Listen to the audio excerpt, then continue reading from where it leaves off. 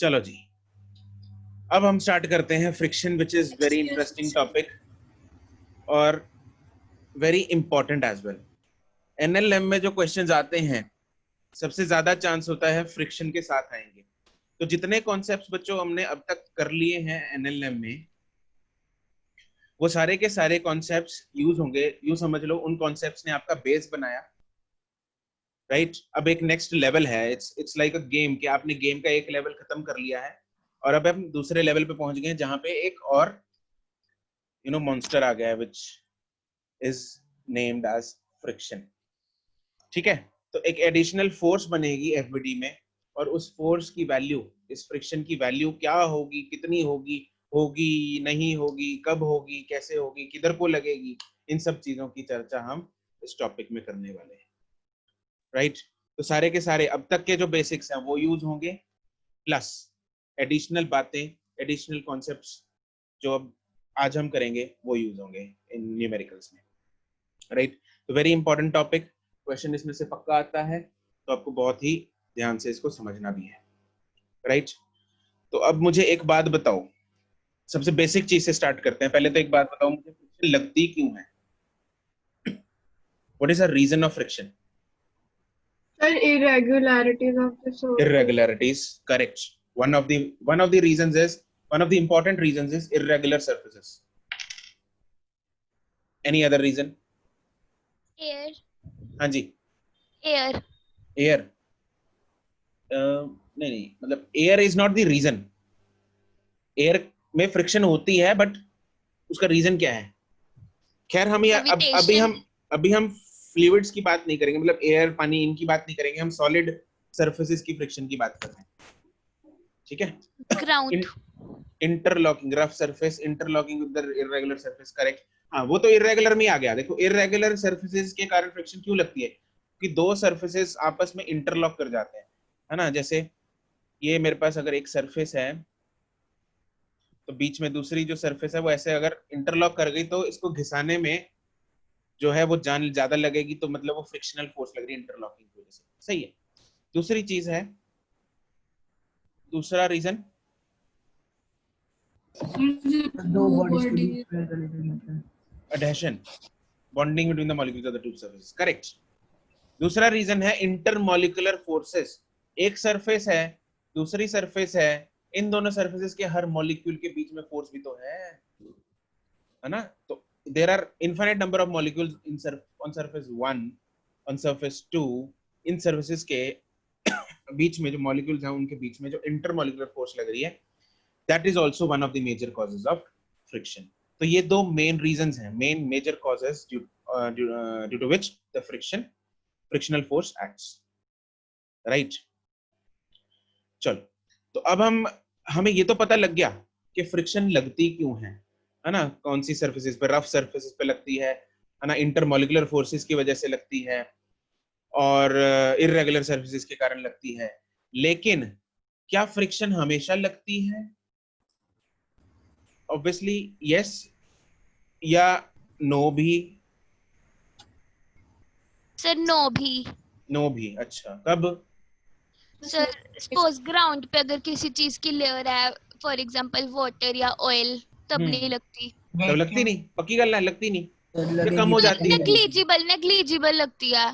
अच्छा, और frictionless surfaces पे नहीं लगती। फ्रिक्शनलेस सरफेसेस कौन सी? मतलब दे आर, देखो, frictionless surfaces is an ideal concept, ठीक है? अगर तुम लोग आइस की, ये तेल की, है ना, तेल की बात करो, आइस की, पानी की बात करो, ग्रीस से सरफेसेस की बात करो, तो इन सब में हम ऐसा नहीं बोलते हैं they are not frictionless surfaces, they are the surfaces which are having very less amount of friction, but I am talking about zero friction, zero frictional force. Vacuum. Vacuum में एयर में, अरे यार मैं सॉलिड सर्विसेज की बात कर रहा हूँ यार, छोड़ दो यार, तुम लोग हवा को छोड़ दो। मैं सॉलिड सर्विसेज आइडियल कंडीशन में हो सकता है, आइडियल में ही हो सकता है। आइडियल में ही हो सकता है, अच्छा ठीक है, चलो सही बात है, बिल्कुल सही बात बोला आपने कि आइडियल कंडीशन में ऐसा हो सकता है। आपके हिसाब से आपने बिल्कुल सही बात बोली, लेकिन मेरे को डाउट है। मेरे को क्या है? डाउट है इसमें, मेरे को है डाउट। क्यों? तुम लोग बेडरूम में बैठे हो? Yes sir.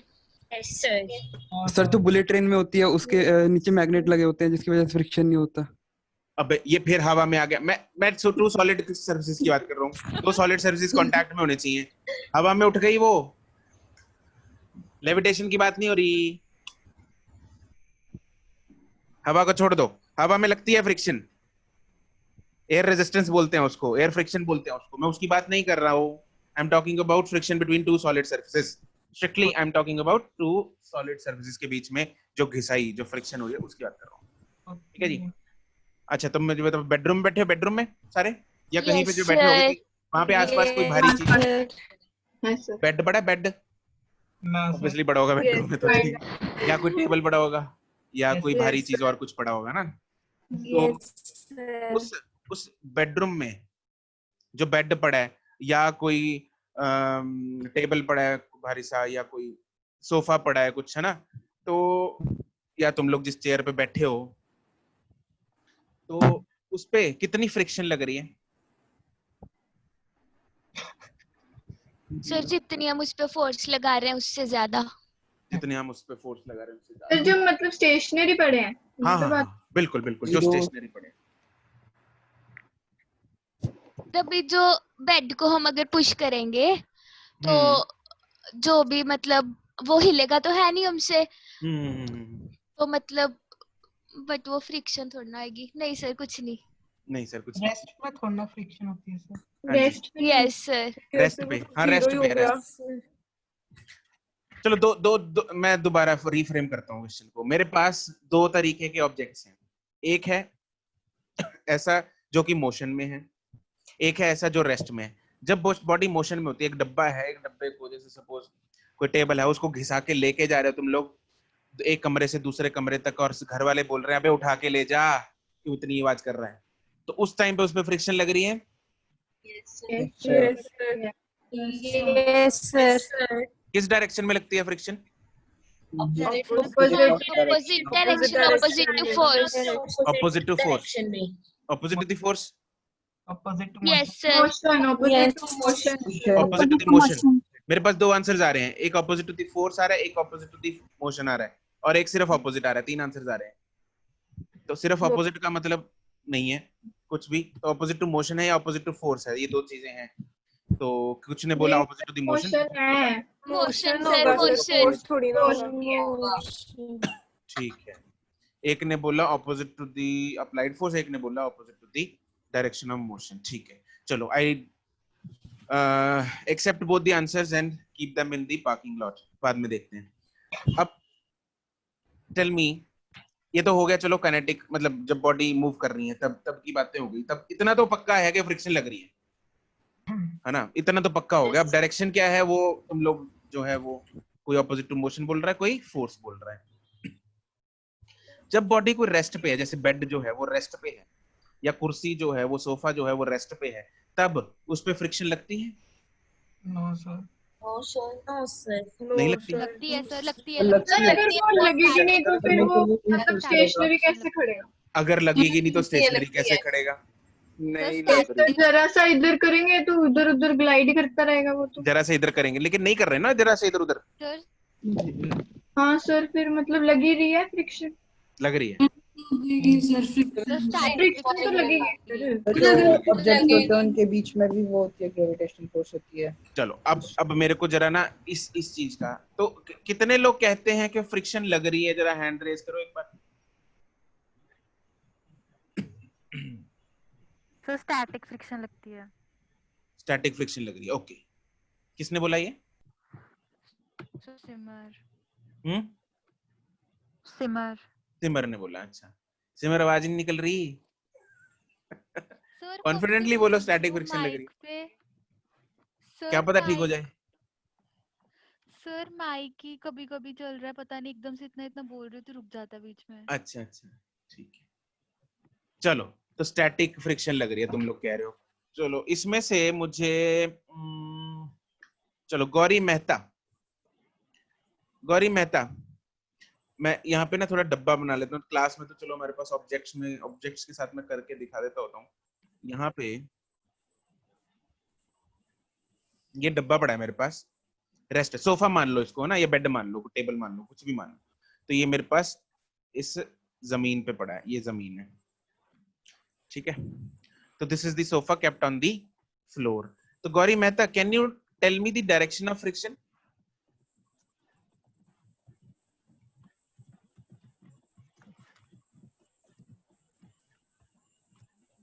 गौरी मेहता, क्या हो गया? सर एक बारी क्वेश्चन रिपीट कर दो। I am asking tell me the direction of friction. जिन लोगों ने बोला कि इस पे फ्रिक्शन लग रही है, जिन लोगों ने बोला मुझे स्टैटिक फ्रिक्शन लग रही है या फ्रिक्शन लग रही है, तो मुझे डायरेक्शन चाहिए, मुझे डायरेक्शन बता दो फ्रिक्शन की। Sir downwards. Sir opposite direction में नहीं लगती Opposite to the? फोर्स से, अप्लाइड फोर्स जहाँ पे हमने फोर्स अप्लाई किया है उसके अपोजिट डायरेक्शन में। Sir Static upwards, force. Sir upwards. Okay okay, upwards, very good, बहुत ही बढ़िया, उम्दा उम्दा जवाब। गलत है, अरे गलत है। अच्छा मुझे लगा सही है। और रुक सुनो, पहले तो हम किनेटिक फ्रिक्शन की बात करते हैं, अगर आप उस दुविधा का हल कर दूं तुम लोगों की। तो मुझे बात बताओ, ये अगर मैं बॉडी मूविंग है, पहले केस में हम बॉडी को लेते हैं मूविंग, ठीक है। तो बॉडी मान लो राइट साइड में मूव कर रही है, इस तरफ मूव कर रही है, वेलोसिटी इस तरफ है, ठीक है। तो अगर वेलोसिटी इस तरफ है तो बॉडी के ऊपर जो फ्रिक्शन लगेगी, जो बॉडी के ऊपर फ्रिक्शन लगेगी वो किस तरफ लगेगी? Opposite to the direction of motion, left side में लगेगी। Opposite to the direction of friction लगती है, not to the direction of motion. Sorry, क्या बोल रहा हूं मैं? Opposite to the direction of motion लगती है, not opposite to the direction of force, ठीक है। तो जो फ्रिक्शनल फोर्स है वो लेफ्ट की तरफ लगेगी इस पे। अरे वो जाने की कोशिश किस तरफ कर रहा है? राइट की तरफ। उसको अपोज कर रहा है ग्राउंड, उसको घिसा रहा है ग्राउंड, उसको अपोज कर रहा है। किधर को अपोज करेगा? Obviously left. तो अगर मैं इस पे फोर्स ना भी लगाऊं, इसको धक्का मार के छोड़ दूं, तो फोर्स तो जीरो ही होगी। मैंने धक्का ही मार के छोड़ दिया इस पे, हाँ के ना? दूर से मैंने एक धक्का, एक चीज के डब्बे को, एक गत्ते का डब्बा, उसको धक्का मार के छोड़ दिया, क्या वो थोड़ी देर बाद जाके रुक नहीं जाएगा? यस क्यों रुक गया वो? हाँ, वो रिटार्ड कर रहा है, उसके ऊपर फ्रिक्शन लग रही है। कौन सी डायरेक्शन में लगेगी friction? Opposite to the motion, opposite to the motion. It is never opposite to the force. मतलब हो सकता है कि मैं फोर्स भी राइट की तरफ लगा रहा हूँ, बॉडी भी राइट की तरफ लग रही है, लेकिन फ्रिक्शन फोर्स नहीं देखती। फ्रिक्शन देखती है कि मैं चल किधर रही हूँ, और बॉडी चल किधर रही है, तो उसके ऑपोजिट डायरेक्शन में लगनी है फ्रिक्शन। ये पक्की बात हो गई। बॉडी मगर मूविंग बॉडी है, मूविंग बॉडी के केस में ये हो गया। अब ये मतलब फ्रिक्शन जो है it acts in the direction opposite to the motion, ठीक है। अब जो बॉडी रेस्ट पे है, अगर बॉडी रेस्ट पे है तो बॉडी के ऊपर, हाँ Gauri, you were saying something, अब बताओ।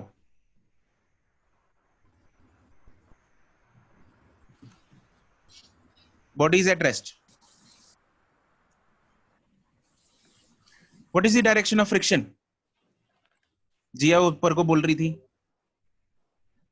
मैंने ना फोर्स ले ली थी, मैंने इसलिए ऊपर को बोला। हाँ, तो फोर्स तो यहाँ पे नीचे की तरफ लग रही है फोर्स तो। देखो फ्रिक्शन तो घिसने वाली फोर्स है ना? तो इसमें हाँ, तो इसमें मुझे बताओ फ्रिक्शन किस डायरेक्शन में लगेगी? मिलन, फ्रिक्शन कौन सी डायरेक्शन में लगेगी? मैं बोलूं? लेफ्ट, राइट, ऊपर, नीचे, या आगे की और पीछे की तरफ, मतलब किस तरफ लगेगी? अगर हम फोर्स लगा रहे हैं और फिर भी वो मूव नहीं कर रहा, फिर वो अगर जिस डायरेक्शन में उसको मूव करना था उसके ऑपोजिट में लगेगी, इतना तो ठीक है, बट रेस्ट जब उसको कोई फोर्स नहीं लगा रहा, मैं बोल जीरो अगर थोड़ी मोशन की डायरेक्शन ही नहीं पता तो इसकी कैसे पता तो लगेगी फ्रिक्शन फ्रिक्शन की? होएगी नहीं सर, रेस्ट पे है। रेस्ट पे है तो फ्रिक्शन नहीं लगेगी।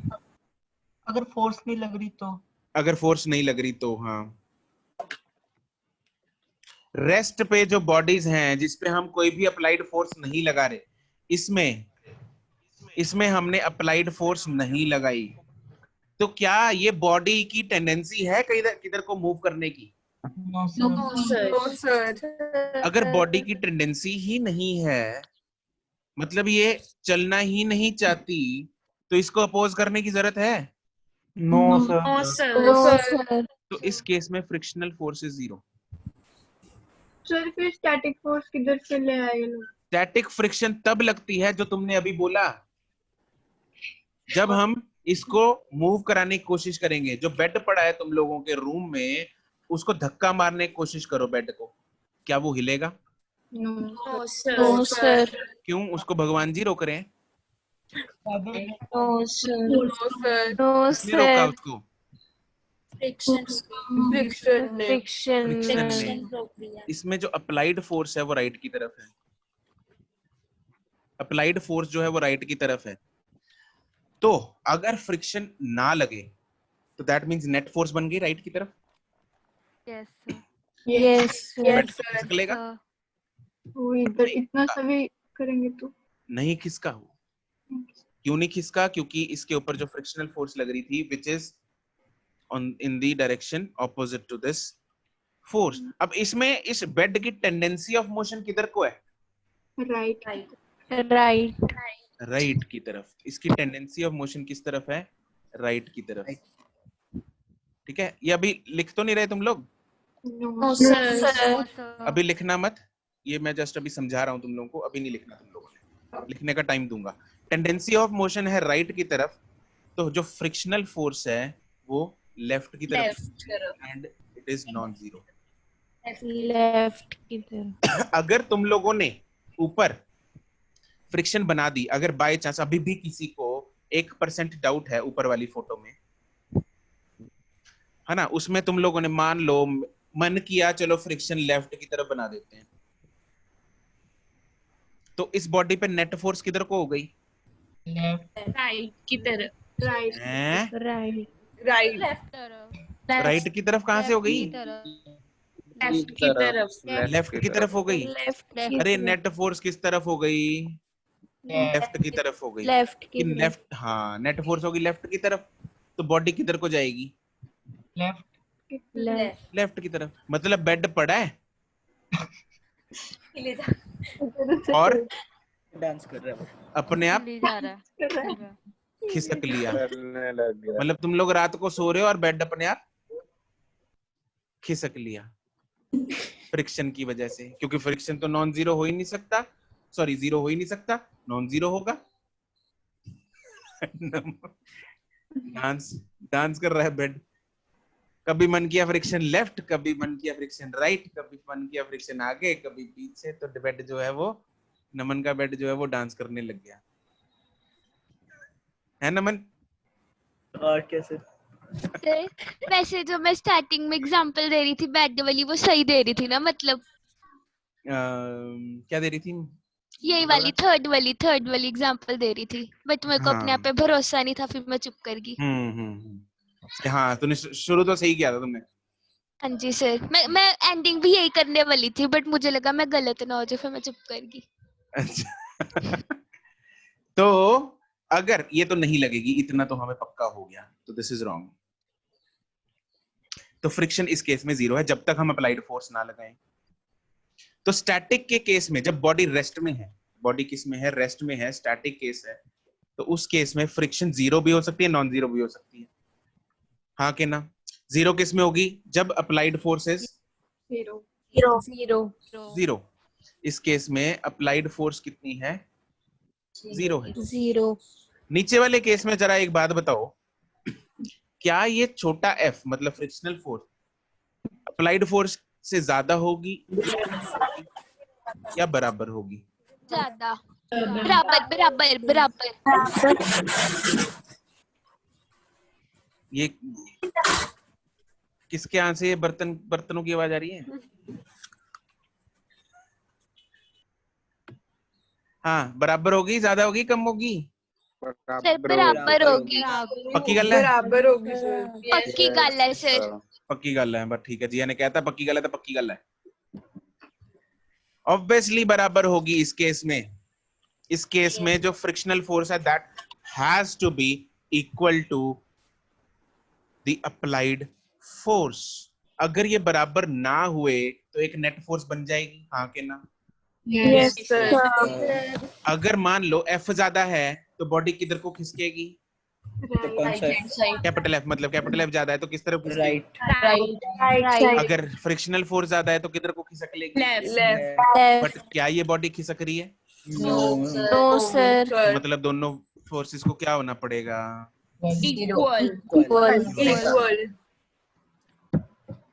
क्या ये बात बिल्कुल क्रिस्टल क्लियर हो गई? Yes sir. तो friction can be zero, friction can be non zero. Static के केस में फ्रिक्शन जीरो हो सकता है जब अप्लाइड फोर्स जीरो है। फ्रिक्शन नॉन जीरो होगा जब अप्लाइड फोर्स नॉन जीरो है, एंड फ्रिक्शन अप्लाइड फोर्स के बराबर भी होगा। तुम लोगों ने मान लो बेड पे हल्की सी फोर्स लगाई 1 न्यूटन की, मान लो बेड नहीं खिसका, तो फ्रिक्शन कितनी लग रही है? 1 न्यूटन। 1 न्यूटन। 1 न्यूटन फ्रिक्शन कितनी लग रही है? ये अभी कुछ लिखना नहीं है, इससे पहले हमें कुछ और चीजें भी लिखनी है। तो जब अप्लाइड फोर्स लगाई 1 न्यूटन तो फ्रिक्शन फोर्स कितनी लगी? 1 न्यूटन। फ्रिक्शन अप्लाइड फोर्स हमने लगाई 2 न्यूटन, फ्रिक्शन फोर्स को भी कितना होना पड़ेगा? 2 न्यूटन। अप्लाइड फोर्स मैंने कर दी 5 न्यूटन, फ्रिक्शन फोर्स को भी कितना होना पड़ेगा? 5 न्यूटन। तो until and unless the bed starts moving, मतलब तुम्हारे पापा मम्मा सब लग गए बेड को हिलाने, तब तक इतनी फोर्स ना बन जाए कि उसकी फ्रिक्शन को ओवरकम ना हम कर सकें, तब तक वो बेड नहीं हिलेगा, हाँ के ना?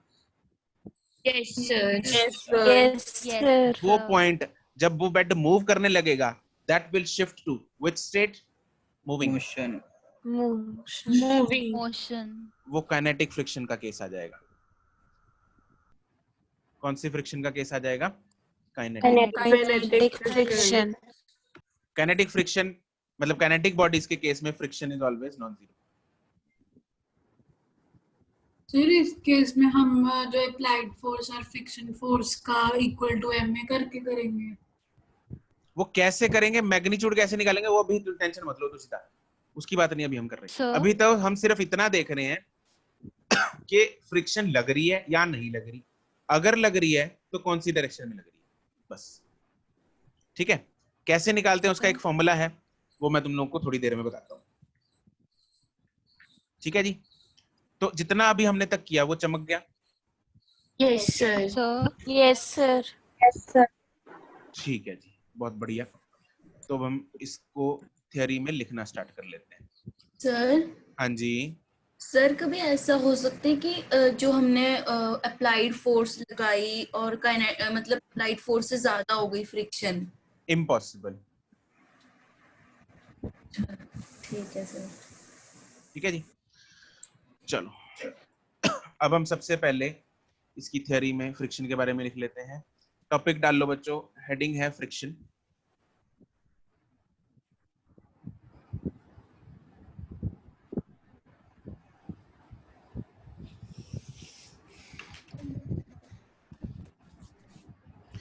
तो इसमें सबसे पहले इसमें सब हेडिंग डालेंगे reason of frictional force.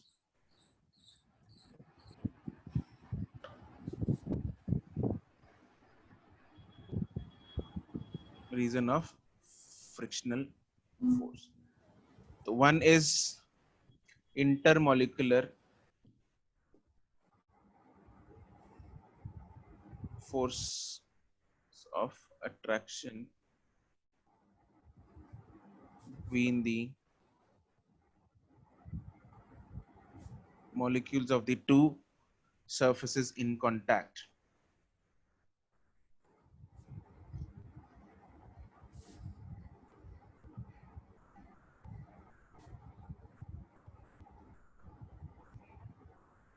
Number 2, interlocking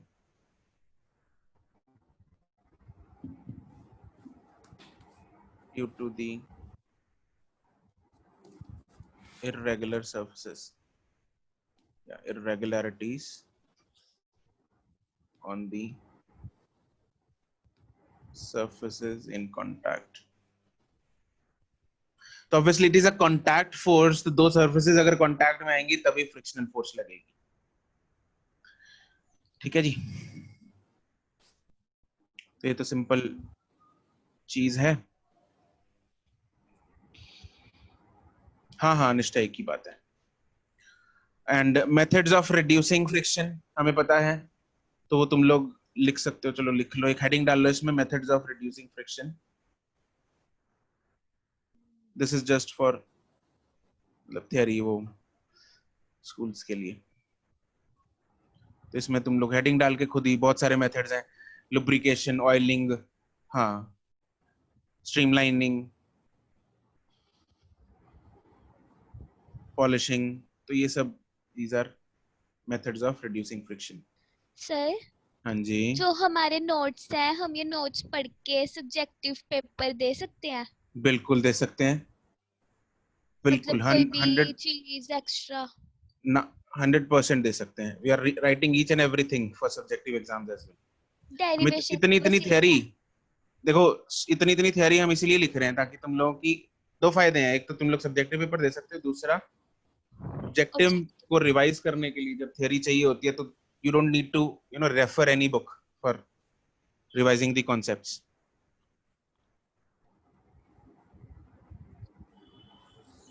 इसमें ऑयलिंग, ग्रीजिंग मतलब एक ही बात है वो. स्ट्रीमलाइनिंग, पॉलिशिंग, स्ट्रीमलाइनिंग,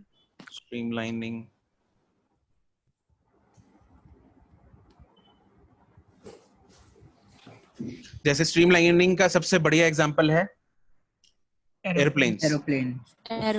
हाँ, एयरप्लेन्स की जो बॉडी होती है वो स्ट्रीमलाइन, बिल्कुल आगे से चोंच टाइप वैसा होता है ताकि जो हवा है वो ज्यादा फ्रिक्शन. अब बस को थोड़ी उड़ा सकते हैं ना, बस का बिल्कुल फ्लैट होता है आगे वाला. तो अगर हम बस और कार को भी कंपेयर कर ले तो बस और कार में obviously car can attain a good speed, can have a good acceleration. Why? क्योंकि उसके ऊपर frictional force due to air जो है वो कम लगती है. ठीक है, बस का सारा ही आगे बिल्कुल फ्लैट होता है, इतनी एयर फ्रिक्शन लगती है उसमें. हाँ, फिश वगैरह में भी ऐसे होता है, बर्ड्स में. राइट, बर्ड्स में. हाँ जी, The frictional force due to air जो है वो एयर रेजिस्टेंस ही है. एयर रेजिस्टेंस होती है, बिल्कुल एक ही बात है.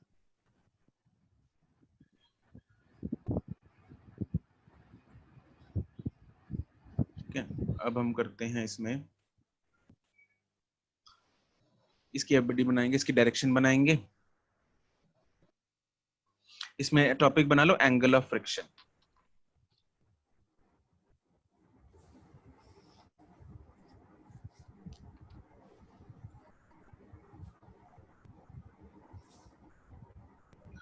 चलो, एक अगर मान लो मेरे पास डब्बा रखा है,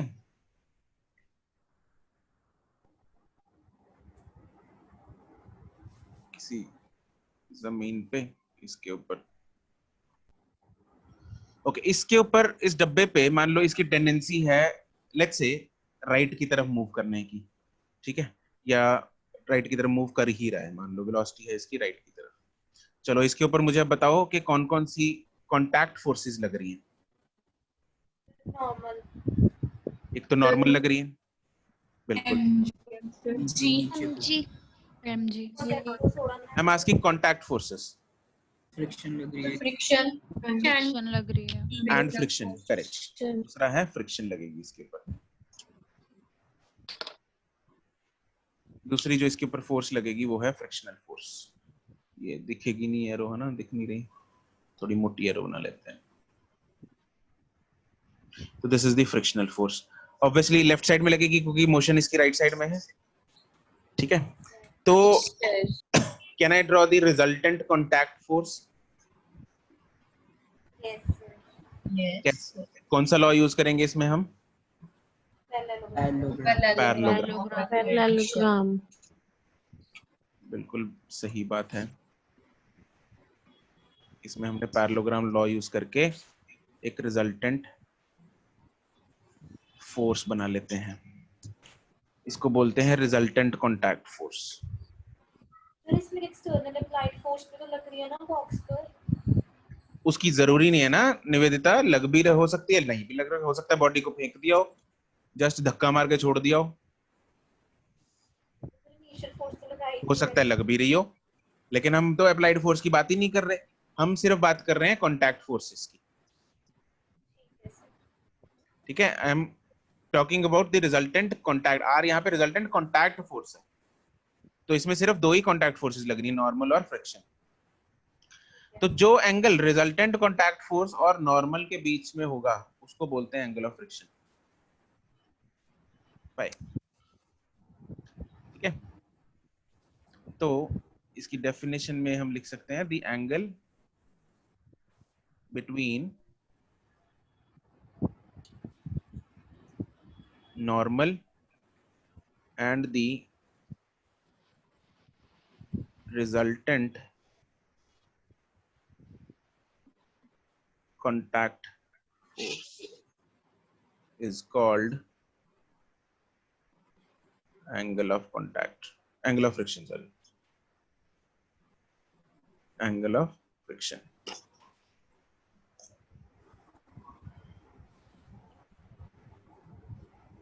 Phi. Or can you tell me what is tan phi in this triangle?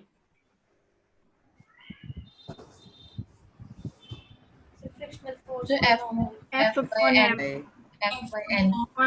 It is small f by n. Frictional force divided by normal. ठीक है, इसके बाद ना दो लाइन छोड़ देना, इस पे दोबारा आते हैं। ठीक है, बस इतनी जितनी जगह दिख रही है ना, बस उतनी जगह छोड़ दो।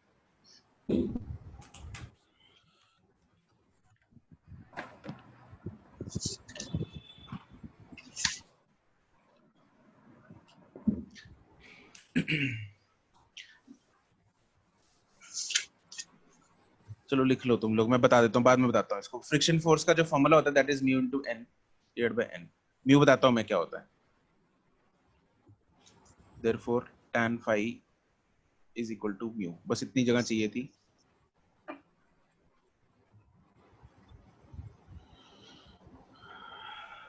म्यू जो होता है that is coefficient of friction.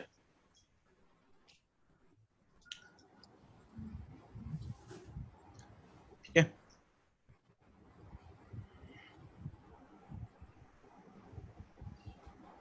तो यहां तक लिख लिया अभी? तो 1 मिनट। Yes sir. इनके मतलब लिख लो। हमें n तो पता है नॉर्मल है, फ्रिक्शन f है, यहाँ पे r जो है that is resultant contact force.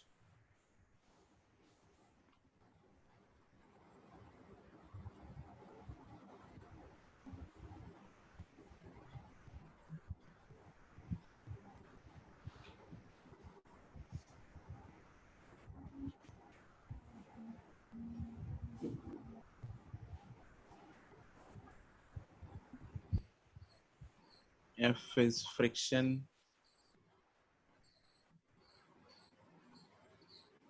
and mu is known as coefficient of friction.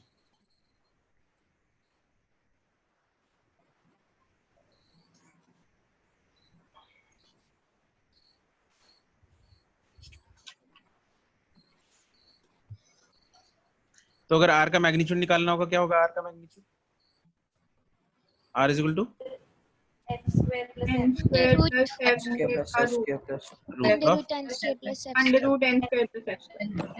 root of f square plus n square r।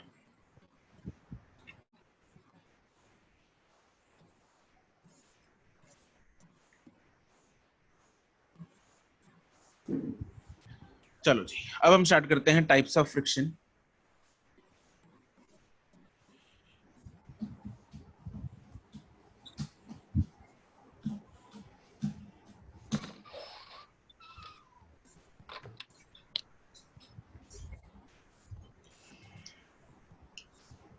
तेरी डायग्राम नहीं बनानी? कौन सी? मूविंग बॉडी, रेस्ट और वो वाली जो हाँ मैं हाँ, बनाई। वो आ रहा हूँ, बताता हूँ मैं जब बनानी होगी ना। Okay sir. फर्स्ट है kinetic friction.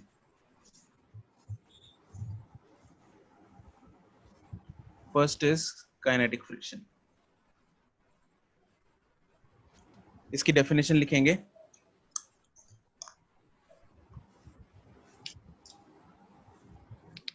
The frictional force that acts when there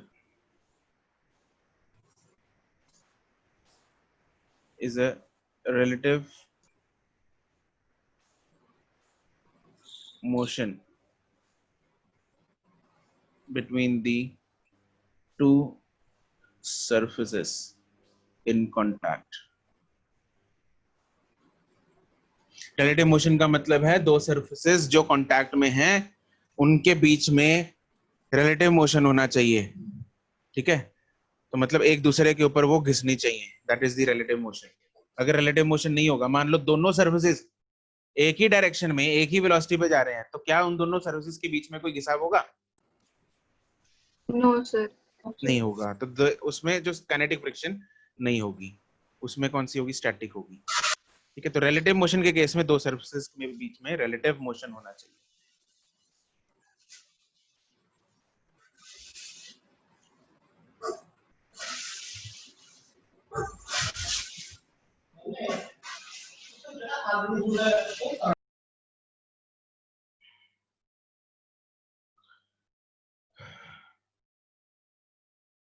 अब बना लो ये फोटो, ये ऊपर वाली फोटो बनाओ बस, काइनेटिक वाली।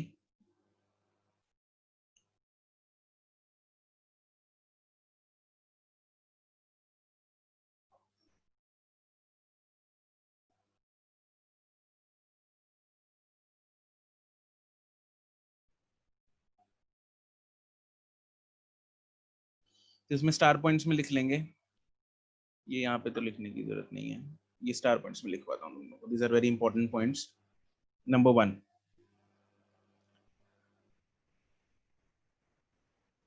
the direction of kinetic friction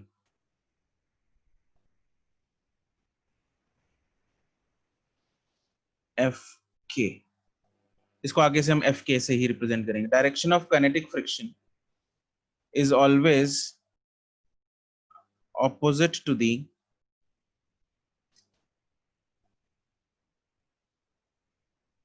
direction of motion of the body.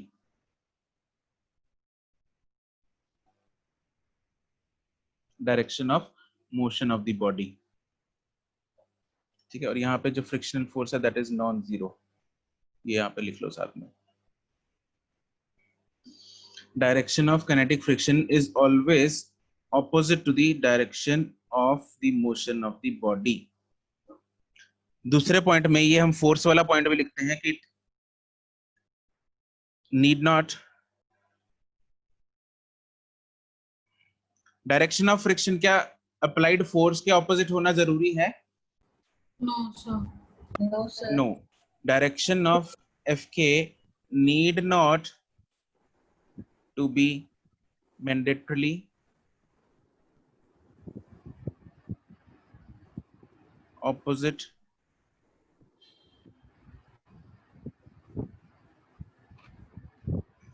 to the direction of applied force।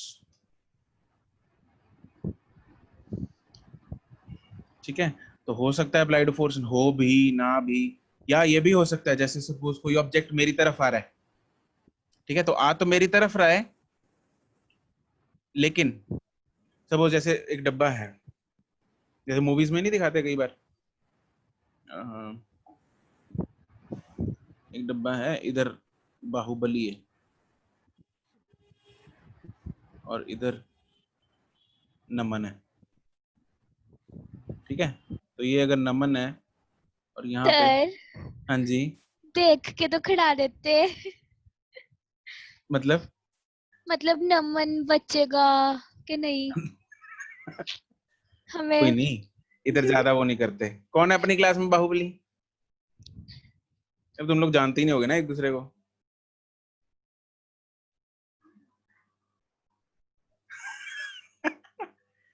Vanshika ने एक नाम बताया,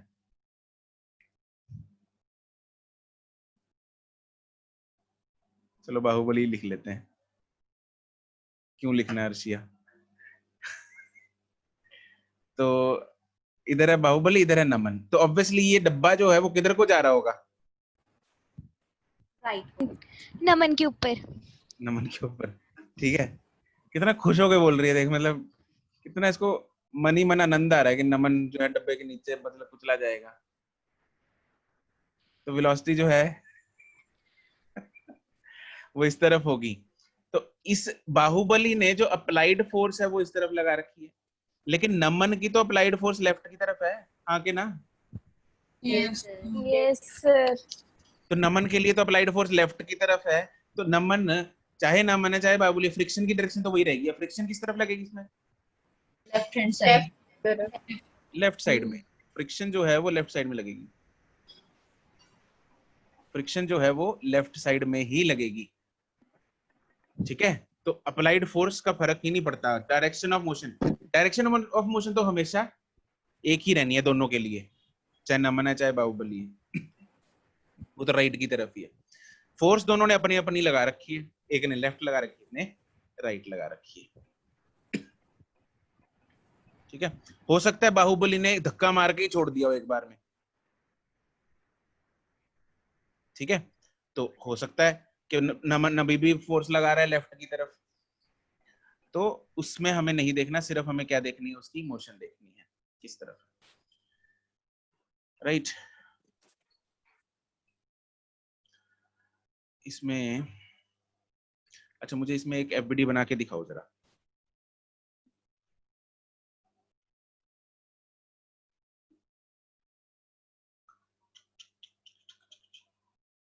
अगर हम इसी की बात कर लें, इसी डब्बे की, ये पड़ा है किसी ग्राउंड पे, क्वेश्चन की फॉर्म में ही करते हैं इसको, ठीक है। और डब्बा जा रहा है राइट की तरफ,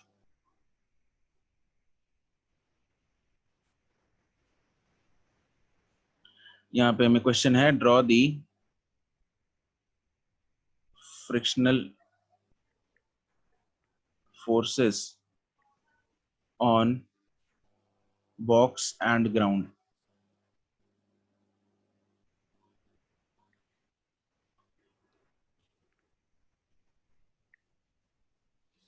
Draw the frictional forces on the box and ground.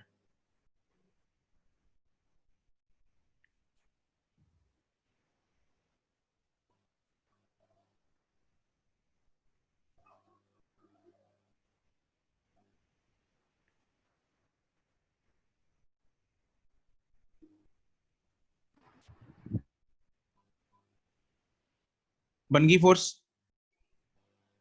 Yes sir. Yes sir. क्या तो इसमें क्या फोर्स बनेगी? अब अगर मैं इसको अलग अलग करता हूँ, बड़ी बनाते हैं इसकी, डब्बे को कर लो अलग और इस ग्राउंड को कर लो अलग, तो direction of motion of the डब्बा इज राइट की तरफ, तो इसके ऊपर जो फ्रिक्शनल फोर्स लगेगी वो नेचुरली किस तरफ लगनी चाहिए? लेफ्ट की तरफ लगनी चाहिए। कोई दुख तकलीफ इसमें? No sir. इस पे फ्रिक्शनल फोर्स लगेगी लेफ्ट की तरफ। कौन लगा रहा है ये? ग्राउंड लगा रहा है। ग्राउंड ने फ्रिक्शन फोर्स डब्बे पे लगाई, हाँ के ना? Yes sir. तो ये एक्शन फोर्स हुआ, तो डब्बा भी लगा देगा। तो डब्बा भी ग्राउंड पे रिएक्शन मारेगा कि नहीं मारेगा? Yes yes sir. किस तरफ मारेगा? राइट जिस तरफ वेलोसिटी है राइट की तरफ, करेक्ट। तो इसके ऊपर राइट की तरफ एक रिएक्शन फ्रिक्शन फोर्स लगेगी, राइट की तरफ। These are action and reaction forces. These are action and reaction forces. ये वाली, ये वाली।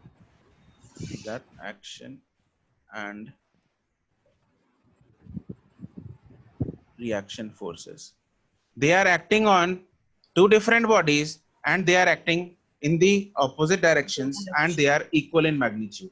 तीनों चीजें justify हो रही हैं, equal, opposite, different bodies, right? Is that very clear? दोबारा बताना। फ्रिक्शन फोर्स जो ग्राउंड ने डब्बे पे लगाई कुशल, वो किस तरफ लगाई?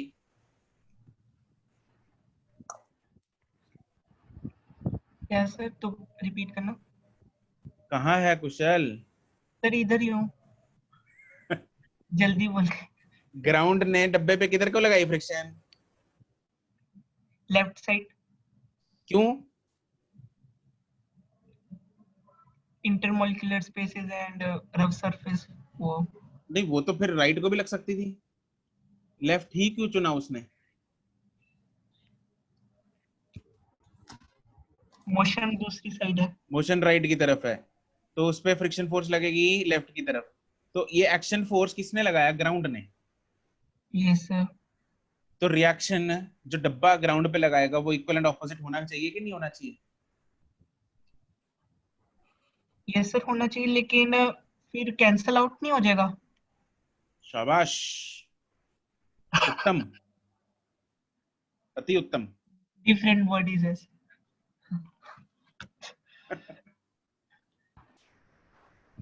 डिफरेंट बॉडीज हैं, डिफरेंट बॉडीज पे फोर्सेस कैंसिल हो सकती है कुशल? हाँ सर। नहीं हो सकती, ठीक है,